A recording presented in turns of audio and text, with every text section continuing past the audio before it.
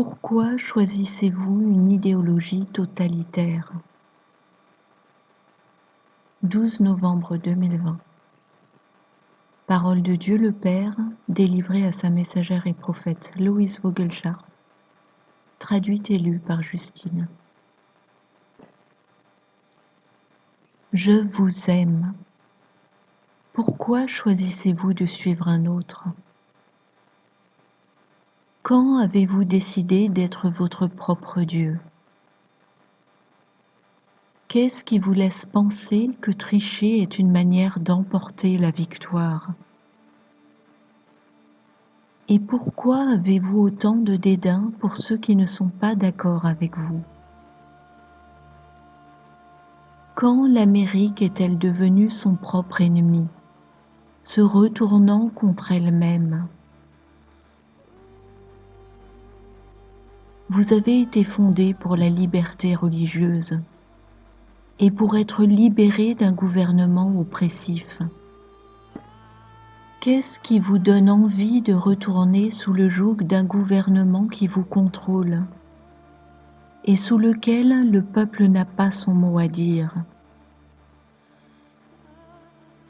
Le socialisme est l'idéologie du gouvernement unique mondial dont l'objectif est le pouvoir, jusqu'à ce que plus personne n'ait le droit d'exprimer son opinion, sauf si vous êtes en accord avec ceux qui sont aux commandes.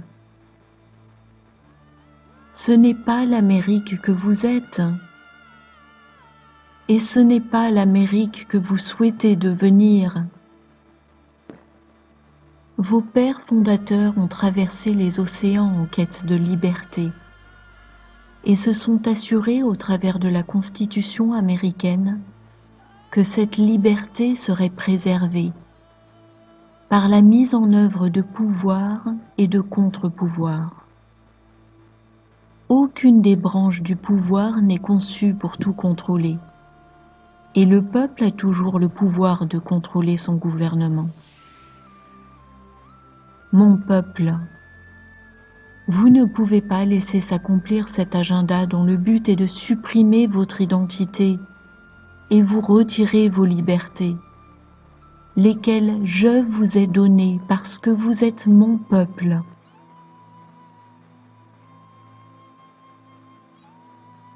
L'Amérique s'est élevée dans le monde comme un phare lumineux, portant la vérité et la justice.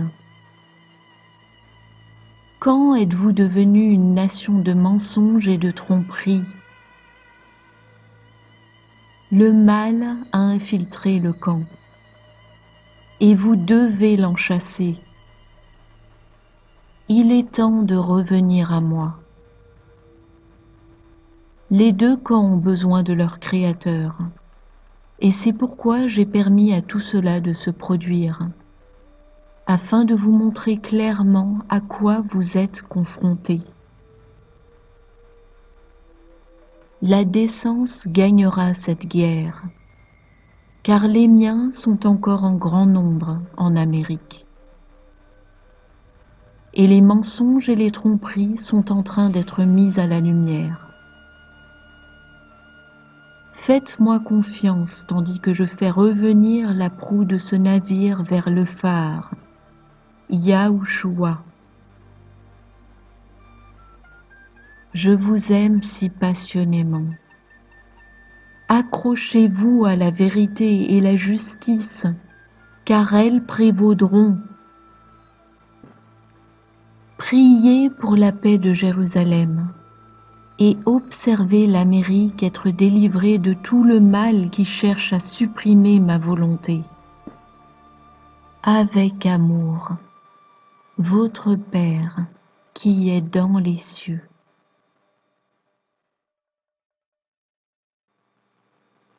Le 15 novembre 2020, le Seigneur a de nouveau délivré un poème à Loïs pour rassurer et soutenir ses enfants américains qui se battent jour après jour en prière et se mobilisent en actions concrètes pour faire éclater la vérité. Et il a attiré mon attention sur une parole de ce poème qui doit faire réfléchir les Français. Voici ce qu'il a dit. Je dis non à Joe Et je dis non à Kamala Harris. Elle n'a qu'à déménager à Paris. Oui, ce sont ses paroles. Qu'est-ce que le Seigneur sous-entend ici? Pour ceux qui l'ignorent, Kamala Harris est une radicale socialiste, autrement dit une communiste, tout comme Obama. Si Biden avait gagné les élections, Kamala Harris serait la vice-présidente. Et en toute logique, elle deviendrait rapidement présidente à la place de Biden qui est diminué intellectuellement, comme l'ont démontré nombre de ses interventions les plus embarrassantes pour son camp. À l'époque d'Obama, Kamala Harris n'avait pas hésité à exprimer son opinion totalitaire communiste lors d'une interview en ces termes. « Nos enfants ne sont pas nos enfants. Ils appartiennent à la société. » Ce qui nous rappelle qu'effectivement, dans un régime socialiste abouti, c'est-à-dire communiste, la notion de vie privée est abolie et les parents n'ont plus aucun droit sur leurs enfants. Pas même de leur enseigner leurs valeurs, et encore moins leur foi en Dieu. Les enfants de régime communiste sont totalement pris en charge par l'État et endoctrinés dès leur plus jeune âge, au point que sous ce régime totalitaire, les enfants dénoncent aux autorités leurs parents qui sont récalcitrants au régime. La politique sert à définir les lois sous lesquelles un peuple va vivre et elle fixe les règles de vie communautaire dans une société donnée. Dans un régime socialiste, le pouvoir tend vers le contrôle total de la vie des individus. Lorsque ce but est atteint, la notion de vie privée est anéantie. Et avec est volée la liberté, précieux cadeau qui nous vient de Dieu notre Créateur. L'homme est alors réduit à l'état d'esclave dont la survie ne dépend que du bon vouloir de son gouvernement. Or Dieu est bon et juste. Il a toujours souhaité que les hommes choisissent le bien et fondent leur société sur ses valeurs et dans le respect de ses commandements. Mais si les chrétiens décident qu'ils n'ont pas de rôle à jouer dans la façon dont ils sont gouvernés et les lois qu'on leur impose, et qu'ils laissent le mal prendre le pouvoir sans mot dire, aux yeux de Dieu, ils deviennent co-responsables de la tyrannie et la corruption sous laquelle ils vivent. En réalité, c'est pire que cela, car la plupart des chrétiens qui refusent de discuter la façon dont ils sont gouvernés se déplacent pourtant aux urnes pour voter pour un camp à l'idéologie socialiste. Il est crucial que nous comprenions que si en tant que chrétiens nous ne nous levons pas pour repousser le mal va s'en donner à cœur joie. Si le mal n'est pas combattu, il accroît inéluctablement son emprise sur le monde.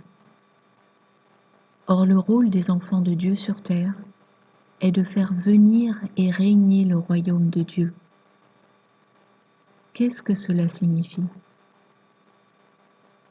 Que ton royaume vienne, que ta volonté soit faite sur la terre comme au ciel, dit la prière du Notre Père. Le royaume de Dieu, c'est l'expression de l'amour de Dieu au travers de sa justice manifestée. Le royaume de Dieu est spirituel. Il est amour et justice en action. Au paradis, le royaume de Dieu est pleinement manifesté. Il y règne donc à la perfection l'amour divin et la justice divine. Lorsque nous donnons sincèrement notre vie à Jésus-Christ, amour et justice commencent à se manifester dans nos cœurs. Voilà pourquoi il est dit que le royaume de Dieu commence dans notre cœur, le cœur de ceux qui ont pleinement accepté le Seigneur. De là, notre cœur étant transformé, nos choix vont l'être également. Et nos actions vont être inspirées et guidées par l'Esprit de Dieu qui vit en nous. Et c'est par nos actions et nos choix en tant qu'acteurs dans la société que les enfants de Dieu contribueront à transformer celle-ci dans le sens du bien, manifestant le royaume de Dieu, c'est-à-dire le règne de Dieu parmi nous. Dieu vient en aide à ceux de bonne volonté. Il récompense la foi agissante. Mais celui qui se repose constamment sur sa lie, c'est-à-dire qui reste inactif et attend passivement que Dieu arrange tout dans ce monde, sans prendre aucune décision et en refusant toute responsabilité, il le laisse subir la ruine qu'aura attirée sur lui son comportement.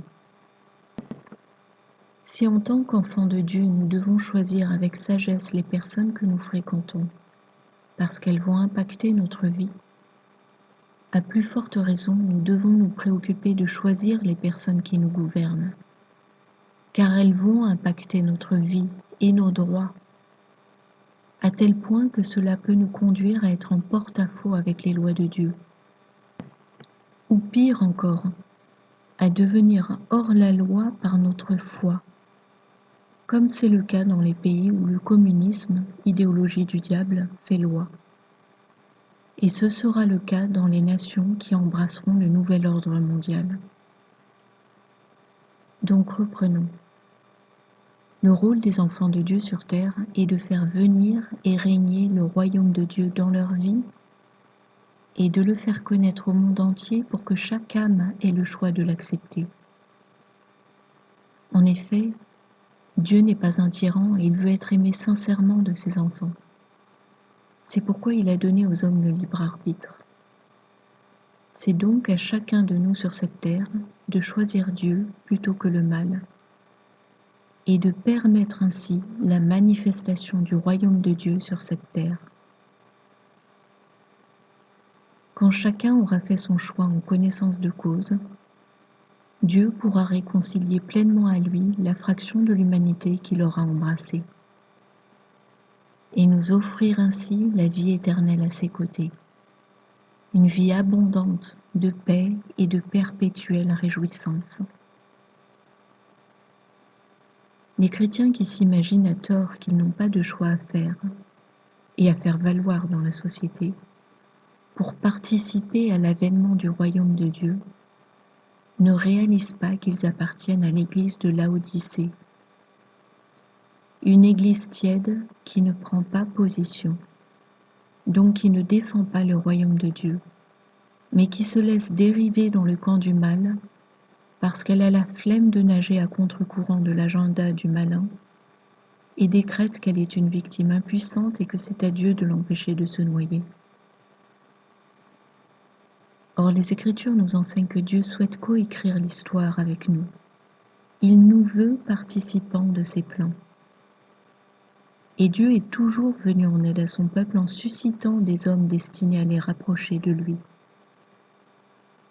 Ces hommes étaient-ils parfaits, exemplaires en tout, sans reproche et sans péché? Évidemment non. Ils étaient humains, comme nous tous.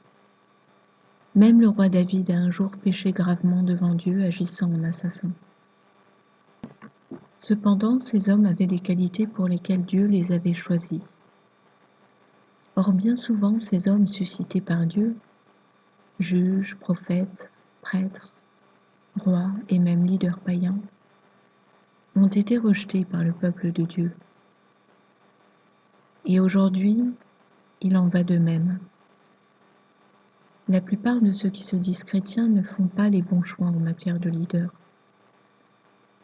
Et pas de choix est un choix, qui est très nuisible au bien, car le bien ne s'obtient pas passivement en ce monde. Il doit être recherché, réclamé et défendu. Ceux qui se disent chrétiens sont donc appelés à choisir des leaders dont l'agenda est le plus conforme aux lois de Dieu, lesquels offrent à tous la liberté, la justice et la paix, et décrètent le caractère sacré de la vie, et rejettent donc l'avortement. Notons au passage que l'avortement est un moyen de perpétrer continuellement des sacrifices de sang d'enfants innocents, ce qui alimente le pouvoir sur terre du royaume des ténèbres. Le royaume de Dieu est diamétralement opposé au royaume des ténèbres, lequel veut dominer le monde en le soumettant au nouvel ordre mondial de Satan, un gouvernement totalitaire socialiste. Il est temps que nos nations se lèvent contre la tyrannie qui progresse et fassent le choix du royaume de Dieu en action. Les peuples qui se laissent faire se verront interdire leur foi et adoration de Jésus-Christ, sous peine d'être condamnés à mort. Voir les lois Noahide pendant le règne de l'Antéchrist. Alors, le Seigneur sépara les nations brebis des nations chèvres. Et au peuple des nations chèvres, il demandera des comptes pour avoir choisi le mal. Car celui qui laisse faire le mal lorsqu'il peut s'y opposer, s'en fait le complice. Matthieu 25, 32. Et toutes les nations seront rassemblées devant lui, et il les séparera les unes des autres, comme le berger sépare les brebis d'avec les chèvres. Le 12 septembre 2020 à 11h45, notre sœur prophète Stéphanie a reçu cette parole du Seigneur. La France recevra le châtiment qui lui est dû pour avoir désobéi à son Père. Et avec cette parole, il lui a donné ce verset. Jérémie 21, 12. Maison de David, ainsi parle l'Éternel. Rendez la justice dès le matin, et délivrez l'opprimé des mains de l'oppresseur, de peur que ma colère n'éclate comme un feu et ne s'enflamme sans qu'on puisse l'éteindre, à cause de la méchanceté de vos actions. Or le roi David représente le roi des rois, Jésus-Christ.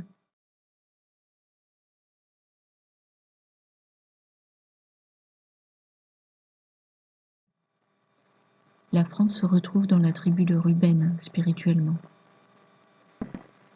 L'opprimé représente le déshérité qui est abandonné dans notre société, qui se prétend solidaire alors qu'elle redistribue les richesses avidement arrachées et collectées de façon inique et abjecte, laissant le pauvre mourir dans la rue. Le socialisme, doctrine inspirée par l'ennemi, se déguise en Robin des Bois, bienfaiteur des pauvres, pour se donner une belle apparence, jusqu'à tromper les chrétiens eux-mêmes. Pourtant, les pauvres se multiplient toujours plus dans les pays socialistes. Même en France, le pays au monde qui subit la plus écrasante pression fiscale. Oui, le Seigneur nous appelle à aimer et être charitables, au sens large du terme, en aidant notre prochain dans le besoin. Mais la charité ne se pratique pas au travers du gouvernement.